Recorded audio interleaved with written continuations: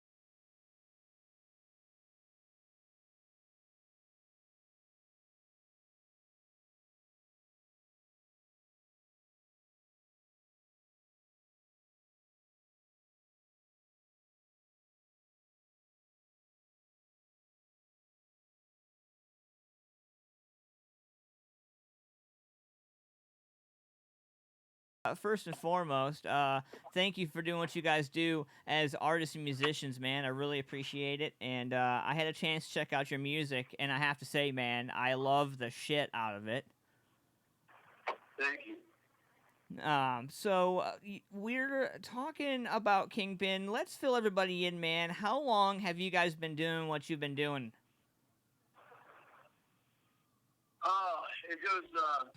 It goes back quite a ways. As Kingpin, we pretty much established date around, it was 2000, maybe just a little bit before that, but right around 2000 is when, when it came under Kingpin. Okay. Before that, we had the band, me and Rami, the original bass player, we had a band called Call for Violence, which ended up becoming Kingpin. So how long have each of you guys been in music as a whole? Like, for how many years? Well, these guys go. So Nick Wiggs, I'll go ahead and just introduce everybody real quick too, so you know. Yeah. Nick Wiggs, he's a guitar player. He's, like I said, established in the beginning with Kingpin since the beginning. Manny, how you doing, man? How's it going? Manny here, our new drummer, goes way, way, way back with all of us. And then Lance Whippleman here is the new bass player, came in, but he said again, been in the circle for years. So, what's it like, I know you guys are hometown Columbus, Ohio. So, what is your guys' take before we get into a bunch of other stuff, what's your guys' take on Columbus music scene? Nick, you want that one? This is Manny. What's going on, Manny?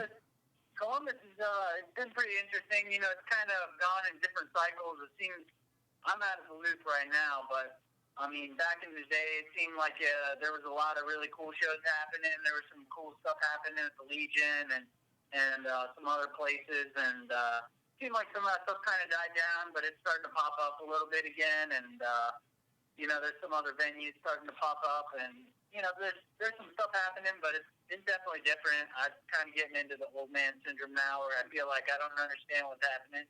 So, I'll tell you what. Here, I'll show my age. So a lot of people know the name Mary Kaufman. Yeah. CG and all that. Mary used to own a bar called Park Avenue back in the day. Her and Roger. And I always say to this day, Park Avenue was like the great-grandma of the family. She's the one that kept everyone together, kept all the fighting down, just made a unity in the scene. So at that time, there was, you know, Victim just coming up, was playing at Park Avenue all the time, Silent Home before Crush Effect. All these guys, and the hopes and dreams were migrating to the Alrosa. You know, everybody wanted on that big stage, and at the time, the Alrosa was kind of set with their Saddleback Sharks, Jade, those kind of bands, and they started opening up, and Victim had made got their foot in the door in the Alrosa, and started opening that door for the rest of the days in the Park Avenue. Park Avenue ended up closing down. Everybody went to the Alrosa. It seemed like once it went to the Alrosa is when things started becoming a little bit more competitive. With the team, so, you know, before it was everybody was helping each other out. They go to each other's practices and stuff. Once they got in there, they got a little stuffy. It became like said that I don't want to promote you because that's putting me behind, blah, blah, blah. So Columbus has been in ups and downs, but it, you know, like what Manny said, I've kind of stepped out away from it now, not so involved as I used to be. But it became frustrating to know that there's like definitely clique groups, and nobody's really wandering outside their groups to get to know each other. I mean, that was one of the great things of me and you talking. Yeah. You know, like we used to play back when Liquid 16 first started. They did shows with us. Yeah. You know, we would play shows with bands from, you know, Buried Alive, Hate Breed to Victim, you know, and those guys. So we were with Kingpin. One good thing is, even though being a heavy band, we were able to mix about with all the crowd, and you know, we didn't want to be caught in one clique or, you know, one group. We want to be able to spread our wings and be accepted by everybody. You know. You know, I think the hardest thing, you know, I love Columbus music scene. A lot of people say that there isn't one, and I always say, I always call BS, because in reality, like, you just have to be looking for it, I think, you know, and I think personally that really so much has changed, you know, and I think social media, I think, you know, terrestrial radio doesn't do what it used to do for music. Definitely. There's a lot of promotion like that, which is, you know, great of what you're doing here. But that was one thing I always thought was, you know, bittersweet, is the fact that Columbus has so many great musicians. Right. So many great bands, you know, original talent. And it was already hard to get out of Columbus in that way, especially with the lack of social media. But after, I hate to bring it up, but even after the Dimebag incident, and you can see it from national touring bands all the way down, it kind of put another chokehold on, I think, on Columbus in some ways. Because, like, you know, there's enough musicians here where you could have that Seattle blow up and, you know, LA, you know, kind of blow ups, but it just never happened. I feel like it's like a stigma, you know, like everybody wants to play, you know, but, you know, it's kind of like, I've heard it referred to as the Inner 270 tour. And what is it now? I've heard it, you know, referred to as the Inner 270 tour, where basically they do the inside, all the venues inside the 270 range, you know, and then call it good. And I've always been fascinated at, there's so many venues and so many options. There's so many avenues. Why pigeonhole yourself? Like, I totally agree with you guys. Yeah, well, you know what we used to do? Me and Rami, the bass player, he was big. We would go like to a bar that had a pretty good size, like a mom and pop bar, and see if they're struggling to have people in there. And we approach them and tell them, like, if we bring a PA system in here and some bands, would you let us do a show here? We tell them, like, just you take the head count of bands. We do 4 bands, 5 guys per band. You got 20 people, regardless if you get. Yeah. Oh, I lost the call. Don't you hate? Oh, brutal. Got it handled though.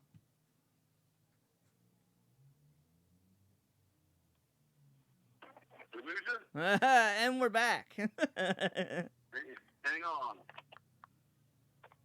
All right, you there? Yep, I'm here. All right, I don't know if we lost you or you lost us. I'm not sure. I made sure I got it plugged in though, so we're good to go. But Okay. so as you were saying, sir, I apologize. Where did I get cut off at? You were talking about the way the music was here in Columbus, and you were getting ready to in the middle of a sentence, literally, and got cut off. Okay, so yeah, me and Rami and Dick, what we used to do is go around to like mom and pop bars that weren't really like bringing in a lot of patrons. We go in and sit a couple of different times, and we tell them like, can we bring in bands and the PA here and set them play, like we get more people. So we started, and they were always cool with it because any struggle bar's going to want a crowd for really doing nothing. So we would do that a lot, trying to think outside the box and not waiting, for somebody to call us for a show. So we'd go around and start creating our own places. Yeah. Columbus as a whole, there was always something to do. There was always then and now. You might not be anything consistent. You might be playing Outlaws on weekend. You might be playing a rundown movie theater next weekend. You might be playing some guy's basement the next weekend. But if you're hungry and you want to play, there's always something to do, across any genre, really. You might see, a couple guys out jamming in the park, or you might see freaking a bunch of thrashers jamming at, at a skate zone somewhere. But Columbus offers everything. If you look into it far enough, there's always something to get into. Yeah, that's one thing that you can guarantee, you have to have an open mind, but it's all out there, and I think that's with music as well. What is your guy? There's everything here. There really is. Yeah. There's heavy music. There's tons of heavy music. There's tons of rock music. There's tons of we offer everything. But the good thing is with Columbus, because I remember this when I went out on tour with my cousin's band, just going out with them forever. And we were up in New York, and the guys were asking us how the scene was in Columbus. Of course, some guys were like, it's not that good. But in the end, when you hear these guys talk, in New York, you're playing bills with, 15 to 20 bands. You get 10 minutes to play. Yep. And I was like, in Columbus, man, it's generally a 5-band bill. You don't get 45 minutes to play. And they're like, what? So I was like, in the end, like, you can start looking at it in the right eye to appreciate what it is. If you look at it the wrong way, you can get caught up in the negative. But really, Columbus is still, for original fans, a great place to be at. What is your guys' advice to some of the artists and musicians that are out there today doing their thing? Play as much as you can. Yeah, play anywhere. Play some guy's garage. Play in your mom's basement. Play anywhere.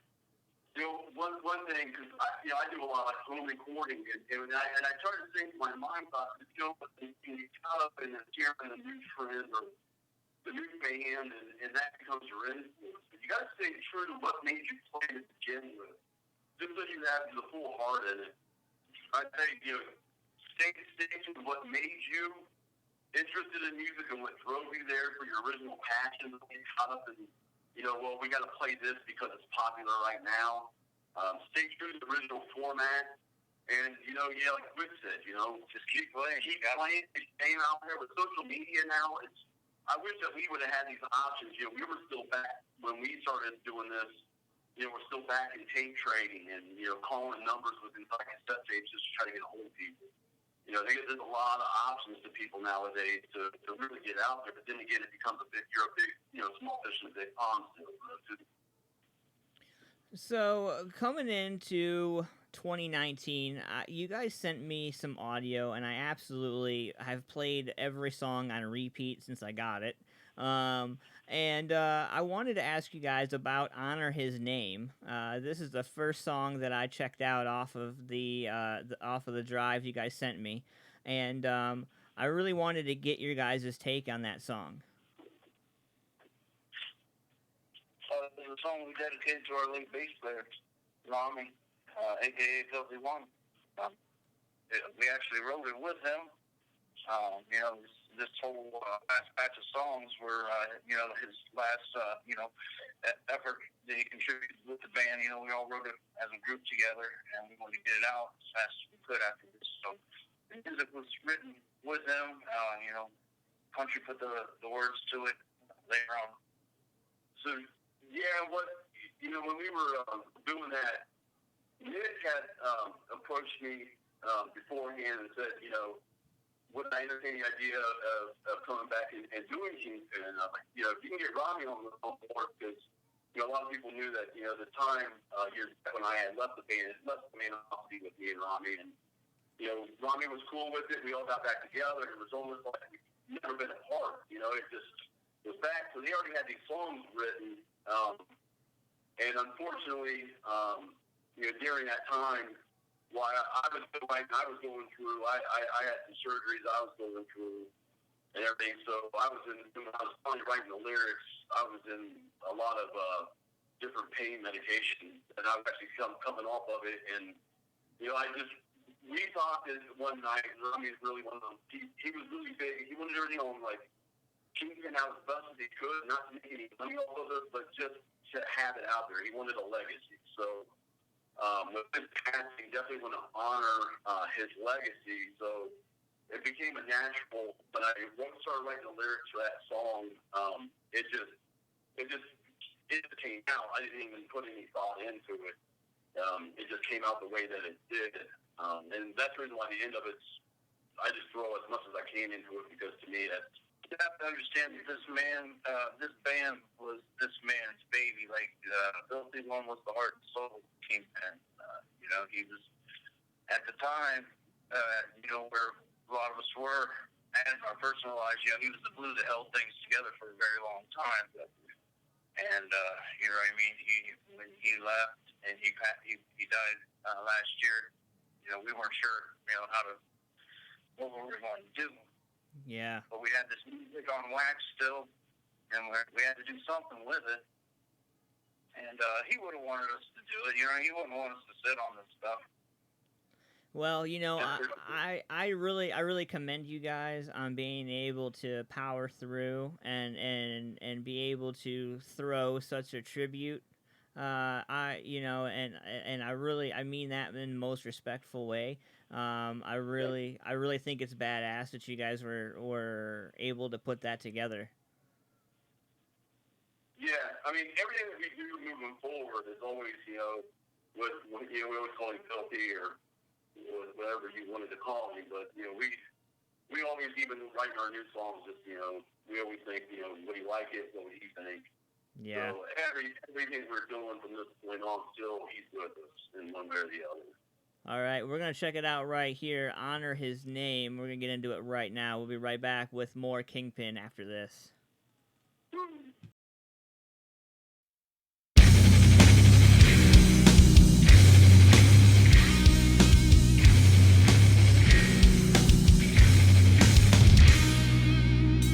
February 26, 2018. Our world takes forever. Our friends found us peace. No one can prepare you for that call you receive. It still feels like a dream. I don't want to believe. Though we sit and cry, we'll miss you forever.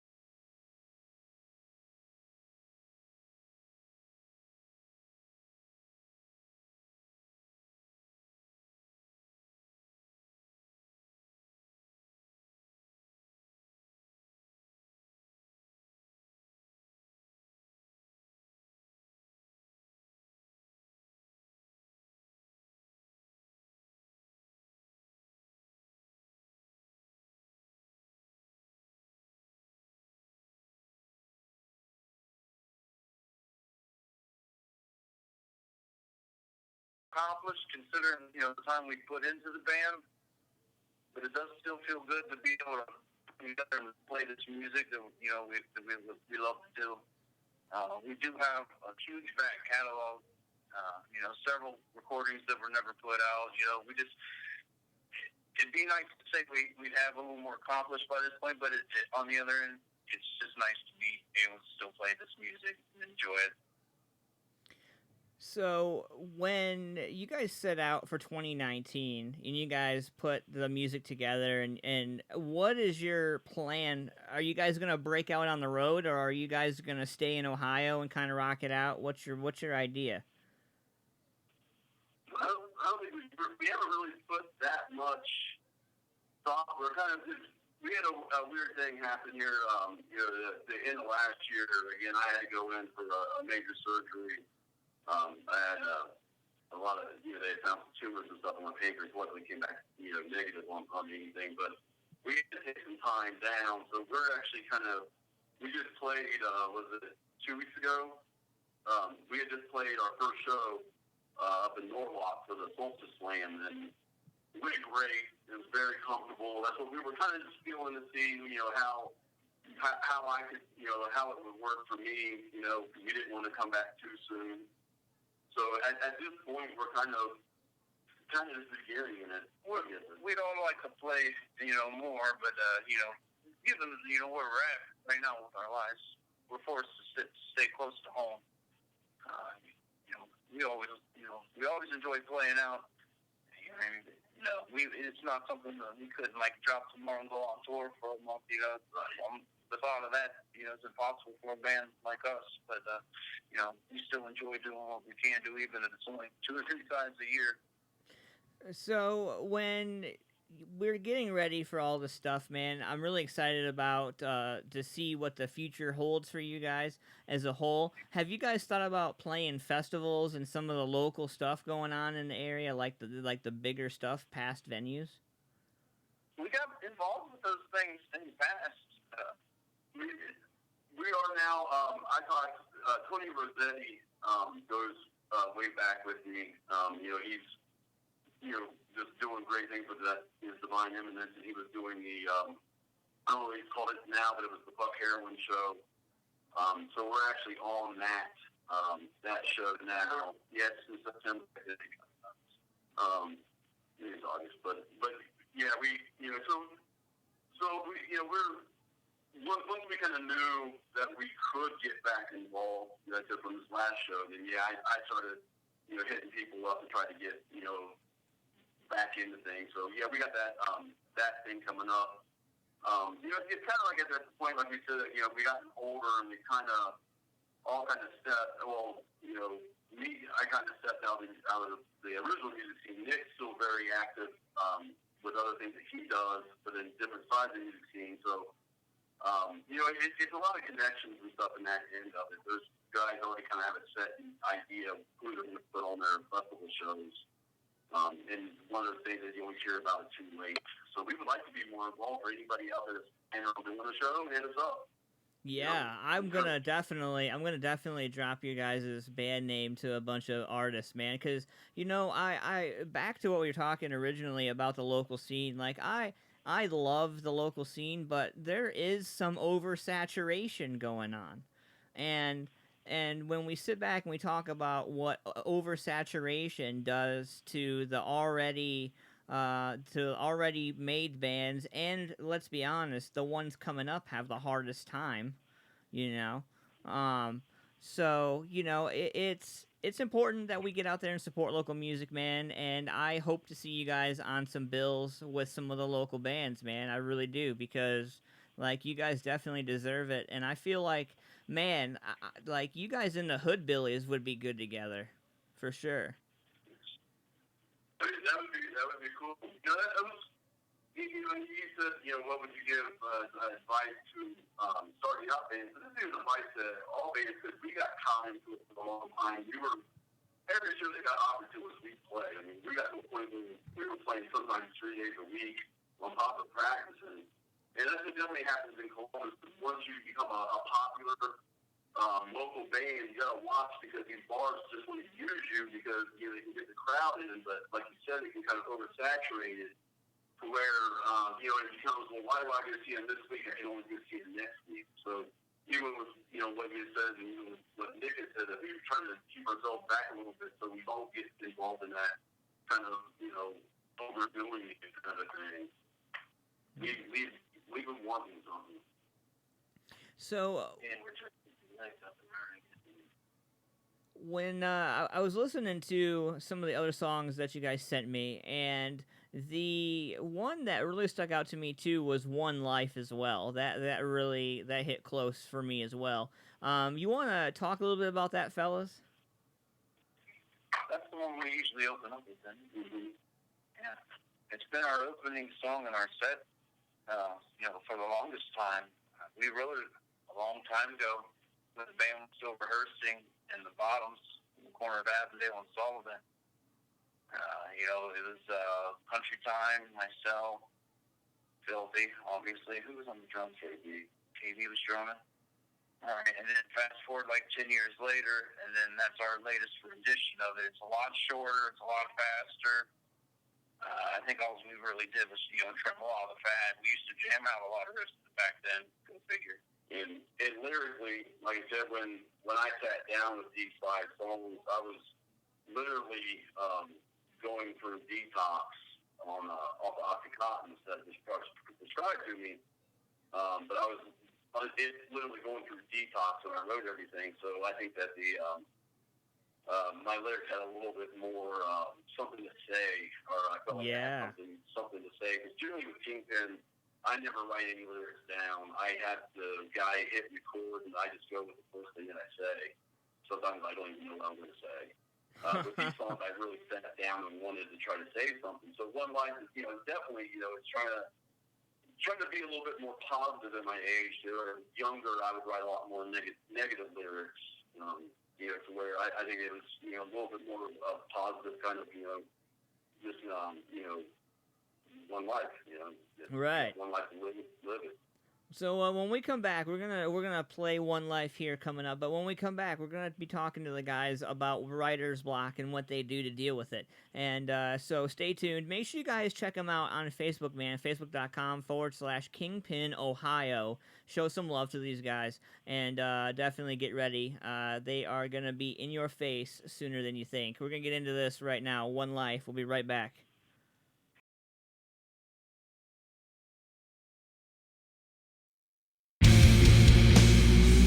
Here I fade away from this life.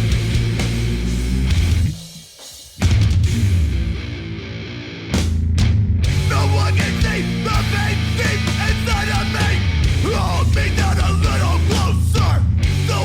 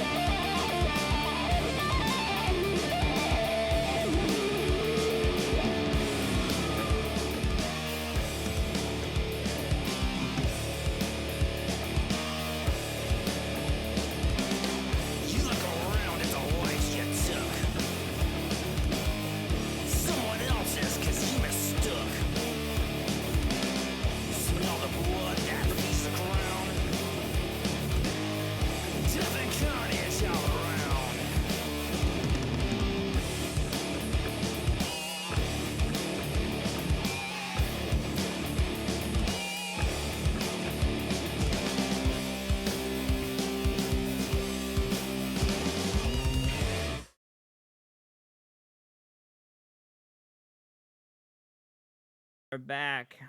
We are back with Kingpin. What's going on, fellas? So, what does writer's block look like for Kingpin? You know, when you guys sit down and talk about it, you know, like, do you guys devise a plan individually and then meet up, or what is the mindset behind the writing for you guys? It's different. It's different than it was back then. Back then, it wasn't, you know, you didn't get it. You didn't necessarily have writer's block by having a shortage of material. You'd have writer's block because you'd have 5-minute jams to sit through to find that one absolutely badass riff that you want to use. So it became a little, you know, overwhelming at times. But, you know, that's the way the kind of band we were. You know, if we didn't have a song brought to the table, then it was hit record on the Tascam, roll one up, and let's freaking jam for 45 minutes and see what happens. I'm not sure if there's ever been a shortage of riffs in this band in the country. Yeah, it's definitely, you know, it used to be more organic because with Rami, he was very militant on keeping us at practice. And we would do, you know, we would do 3 days a week, and I mean, 5 hours easy a day. And we would literally, you know, write a song on Wednesday and play that song out on Friday. Now that we're older and a little bit more separated because we all have, you know, lives that keeps us busy. Right now, Nick is kind of our maestro. You know, he's taking over the responsibility that was Rami to trying to keep us all together and keep us on page. So right now, that's what he had to give a little bit more insight this time of day of what goes on for us. But I've come in now, there's been 3 new songs written, so I'm, you know, I come in after kind of like help them, you know, well, maybe that part should go 2 times instead of 4 or whatever, you know, just to cut it up for vocals to work and then lay vocals over and we're done. But that was always a thing that, you know, between me and Nick, there's never been a shortage on, you know, riffs. It really takes one riff, and I can say even for him, like once you got the one riff, everything else pretty much behind it, you know, so you know about that. Here lately, it's just been me presenting a few riffs to Manny, and Manny sifting through them and playing something to them and figuring out ways to make them faster and finding out where to include a blast beat into it somewhere. Then Lance comes in, you know, puts bass to it. And then, you know, if there's something that, you know, needs added or chopped up to complement country time, that's fine. We got a template. We try to stay under the 2-minute mark, keep it punk rock as hell, and that's about it. Yeah, that's how it's been lately. We try to keep Billy in mind, you know. Would he be all right with this, you know, this kind of method? And I think he would be. You know, he would want us to do what we got to do. When it's time to do it, and this is what works for Kingpin now, then I'm all right with it. Are you all right with it, man? Yeah, I think so. I mean, like you guys said, we're kind of all at different points in our life, and you know, where maybe like 10 years ago we could all roll up a joint and hang out for 5 hours and jam 3 times a week. Right. You know, we all got other priorities and jobs and kids and how do you? That's time on it. So you know, we kind of. We crush a lot of stuff into a shorter span of time, and then, you know, like Nick said, he'll have some riffs or some ideas, and he'll lay them out. I'll do my best to kind of like, you know, drive within the lanes of what he's thinking. We'll, you know, hash out different ideas, different transitions and stuff like that, and then, you know, we'll record it, you know, like a rough, you know, audio recording with the like voice memo on one of our phones, and then, you know, send it in a group text. And you know, if everybody wasn't able to make it that week, you know, put in their 2 cents, and then you know, we get together, and then kind of everything just evolves from there, like CT was saying. Yeah, Google Drive's a big thing. You know, we kind of upload things into, you know, a folder so we all have access to it. And I do a lot of recording at my house, and if they send me something, I'll try to kind of hatch out some vocal ideas, but I like to do my vocals in sort of the moment, kind of feeling everything together. I'm very I'm very much a feeling person on that end of it. Like I said, that, for us, like, the writing block doesn't really come into play. It's more of us battling ourselves because, like Nick said, there was a time when we would write 4 or 5 minute songs, with repeating verse, chorus and stuff, and then we kind of went to a format later that was, we can get what we need to get done in a shorter amount of time without overdoing it. So we kind of went through a process now. We try not to repeat anything, if it doesn't call for it. And our biggest goal is to try to keep it 2 minutes or under. In the reality of it, it's good for everybody, for us playing it. And I think attention span of the listener, who wants to be started with the same breakdown 3 times, before they get out and hear that chorus 4 times before they get out. Right. Wow. So you guys have a lot of knowledge, like when I sit down and I do interviews with bands, and, some of them are just in it for the music. Some of them are just in it for the girls. Some of them are just in it for the beer. But you guys seem to really be knowledgeable about what's going on and how it needs to be and what you really want to do. And I have to say, man, like, I commend you guys on being able to have such a straight arrow approach to what you want to do. Thanks, man. I appreciate that. My cousin, Will Newsom, he's always been really involved in the Columbus scene. He does that Martini Experiment.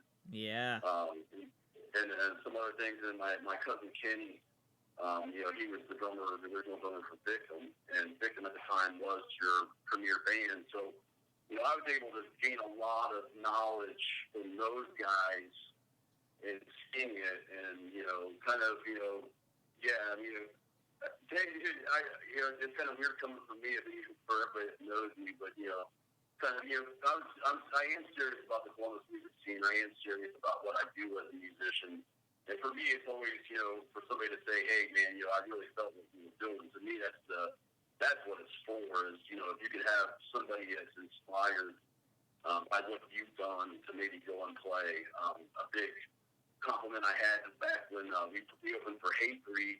I was singing and playing guitar at the same time, and there's a guy named Gabe that was hell of a guitar player, played in a bunch of bands in Columbus. And he actually had told me one night that the performers watching me play that night inspired him to go home and play and try to get better at guitar. And to me, that was the highlight of anything that I've done, if you want to call it a career, within that, to hear somebody on his scale say that I inspired him. To me, that's what it's about. So when we talk about music as a whole and what we're trying to accomplish, when we look at other music and we look at other bands, like, how do you guys separate yourselves from other metal bands? I don't think we really tried to. I don't know. We've been playing a lot of the same music on the same guitars, on the same amps, and the same tuning for 20 years now, and I don't really think we really make a conscious effort to sound different. Hell we yeah. Try to sound like Pete. We listen to something like him that sounds like a Kingpin song. You know what I mean? I don't think we've ever really thought about ourselves as a band, how we compare to contrast, and we just always had this way we like the band to sound. We always just thrived on it and rolled with it. It went well with the other bands at the time. Fine. We intermingled with so many different kinds of crowds that we got in where we fit in. We were playing with punk rockers one night. Fine. We were playing with a bunch of long-haired Hessian metal guys another night. Fine. If we're playing with hardcore guys dancing off the walls doing karate kicks down at Bernie's another night. Fine. Like I said, you got to play everywhere. You got to play as much as you can. That was always the big thing because me and Rami would end up doing a lot of the shows too, and even when he did them, the vision was always that we never wanted to put a bunch of just metal bands on the show. I mean, we were really big on wanting to involve other people, so we would bring in just different bands. We played with Ramsey Jack Butter Tea Party one time. We played with a lot of, like, even Dave Ramsey. He had a band called Knee Jerk Reaction back, and they were kind of like a quicksand. We played with them. We didn't really. I think we got labeled into hardcore because we talked about real things. We're not talking about novel or science fiction or anything. The lyrics and stuff are very passionate. I think, and a lot of people who've seen us, we're a very emotional band. When you play it, you can feel it. You know where it's coming from. It's from the heart. And I think more generally speaking, we always play with hardcore bands for the most part. If you had to break it down, I bet you 50% of our shows were like hardcore punk shows. Yeah. Yeah. Maybe like another 25-40% heavy metal gigs, Or everyone's wearing black and got hair down to their ass. You know what I mean?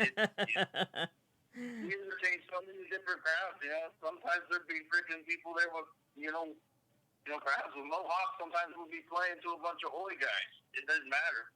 You guys make it sound so fun, man. When I sit back and think about it, and some of the interviews I've done, and all the shows I've supported and stuff, man, I enjoy the general conversation with you guys, man, and your thought process on shit. It's really refreshing to hear this kind of conversation come from a band. So it's really cool, man. I really, really appreciate you guys on a whole nother level now. And we have a few songs left that you guys sent me. So The Wait is a really, really, good song. And I really want to ask you guys, how did you guys piece together everything for the song The Wait? That bass line. Everything revolves around that bass line. Yeah. And because they hated to play that thing, I think it wore him out.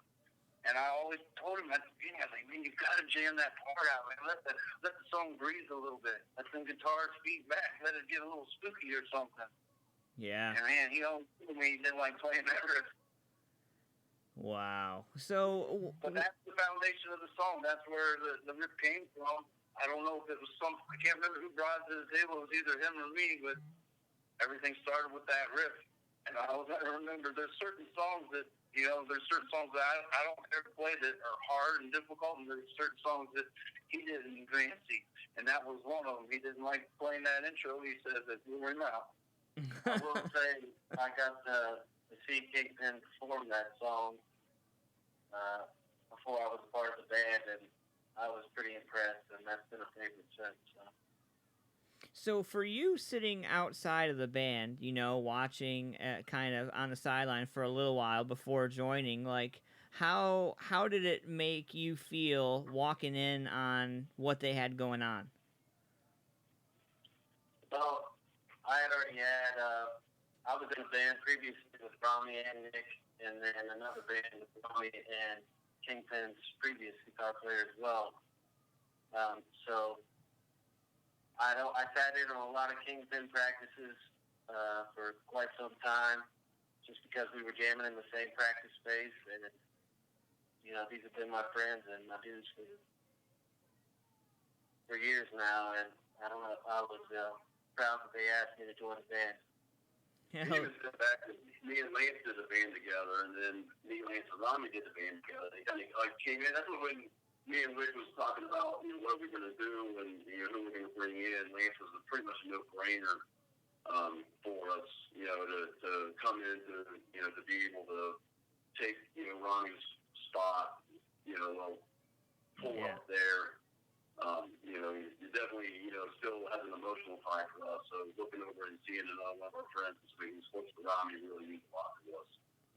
Wow, you guys have a powerful, definitely a powerful connection and a powerful bond. You can definitely tell as a band, and I think it's important to have. These days, I think it's important to be, bros before you start thinking about getting hoes. Yeah, man.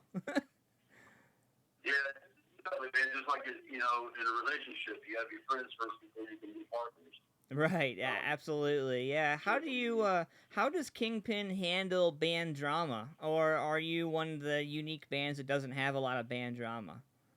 No, lately we don't.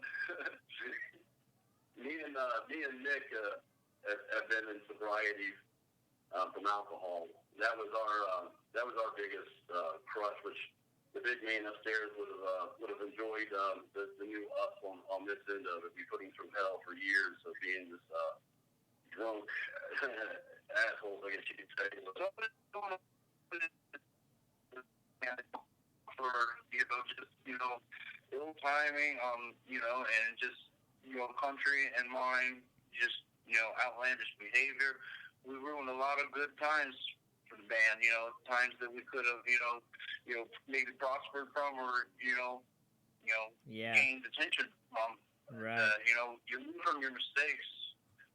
Filthy never, he never walked out on us or anything. He always stuck with us. He was kind of like he was the glue at one time. If he is definitely the RZA of Kingpin from the beginning.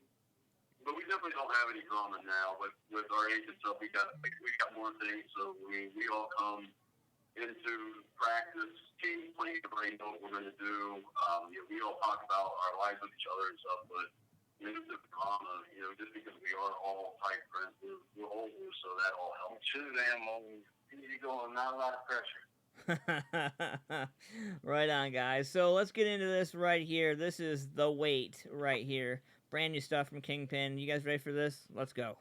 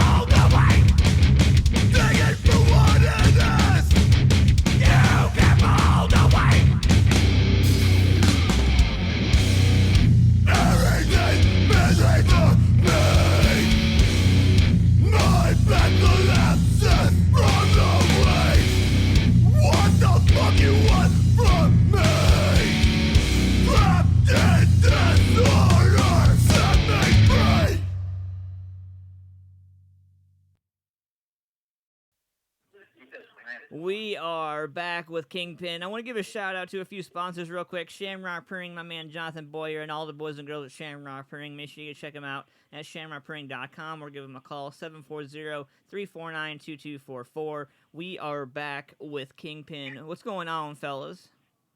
Hey, howdy.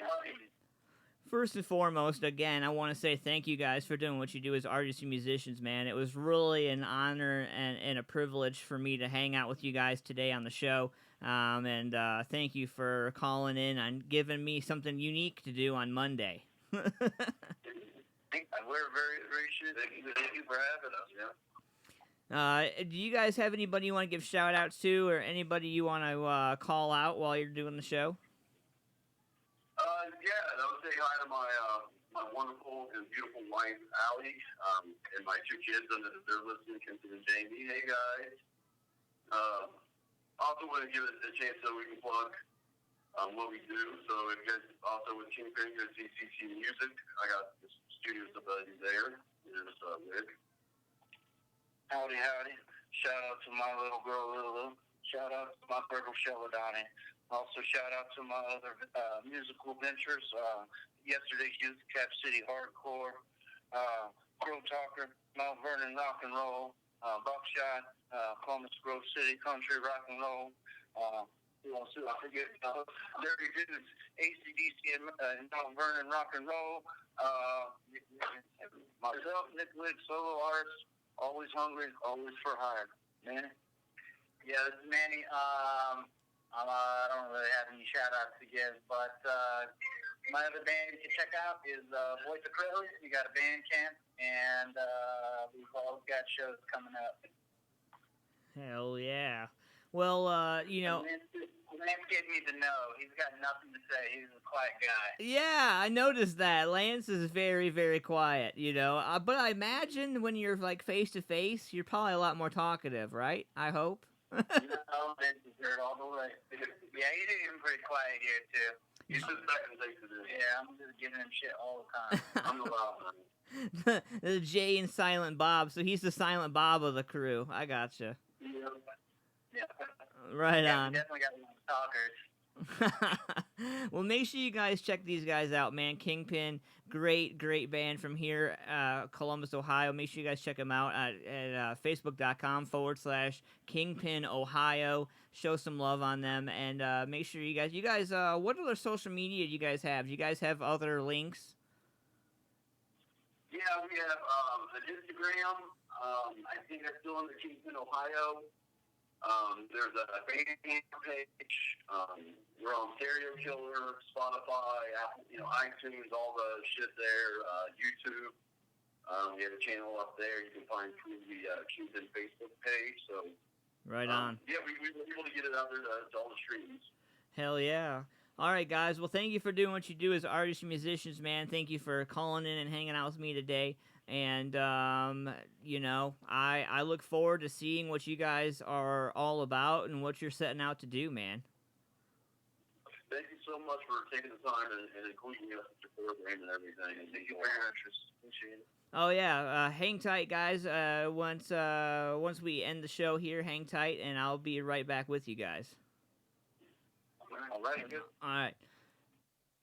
All right, guys, I am Antman. Thank you guys for tuning into the show, man. I want to give a special shout-out to all my sponsors, man. Shamrock Printing, Paul's Nightclub, Rockstars Glued, Lynette's Country Barbecue. I want to give a shout-out to Lynette's Children's Charity and Ohio Local Music on Facebook. If you haven't had a chance to network with some badass people, check out Ohio Local Music on Facebook. Also, I want to give a shout-out to my man David Sheets from PhotoNationAP, who does all my graphic design work and all my photography. Thank you guys for doing what you do as artists and musicians out there. I love you guys, and keep doing you. Get out there, support local music, and, by all means, man, check out something new. Have a great rest of your weekend and rest of your week. Happy 4th of July, and I'll see you guys Wednesday night for Antman Versus. See ya.